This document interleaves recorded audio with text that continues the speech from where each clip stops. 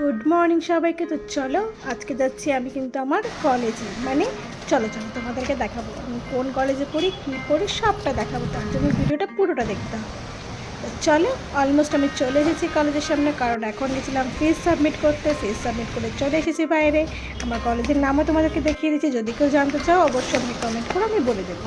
তো চলো, এখন যাচ্ছি আমি হস্টেলে। আজ প্রায় 1 বছর পর আবার সেই জায়গাটায় এলাম। অনেক মায়া, স্মৃতি, ভালো লাগা, খারাপ লাগা, অনেক কিছু জড়িয়ে আছে জায়গাটার সাথে। তো দেখো এখন সবাইকে ডাকছে, কারণ ওদের চলে গেলি কেন? ও মা, তোকে আমি ভিডিও খাই নিচ্ছিলাম যে আরে কালকে পরীক্ষা, যে পরীক্ষা দিবি না?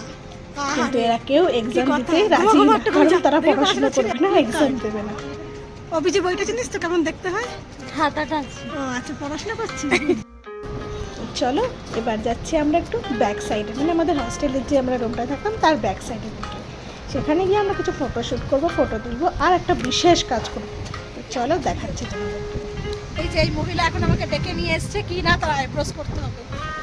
এই যে জিনিস দেখো এখানে কিন্তু অনেক কাজকর্ম চলছে, মানে সেই কাজকর্ম চলছে, খুব টান টান কাজকর্ম চলছে এখানে।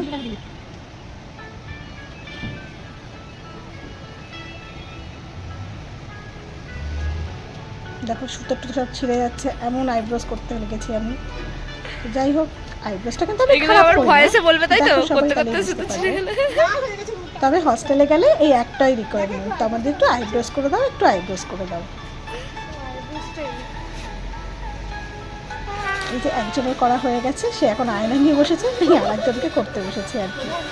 এভাবে শুধু একজন দুজন নয়, লাইন কিন্তু পড়েই থাকে।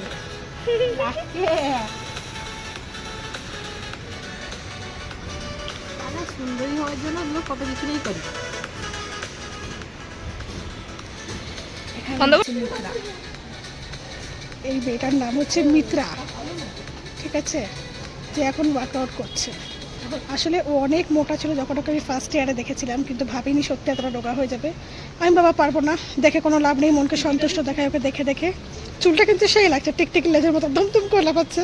আসলে ও বাংলা বোঝে না, তাই যা ইচ্ছা বলছি আমরা। বলে কান্নাকাটি এবার, মানে ব্যথা লাগছে বলে সে অনেক কান্না করছে।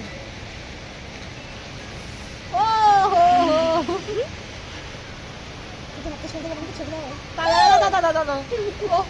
ওই যে মেয়েরা যতই লাগুক একটু সুন্দর হতে হবে তো না, তার জন্য যত ব্যথা হোক সহ্য করে নেওয়া যায়।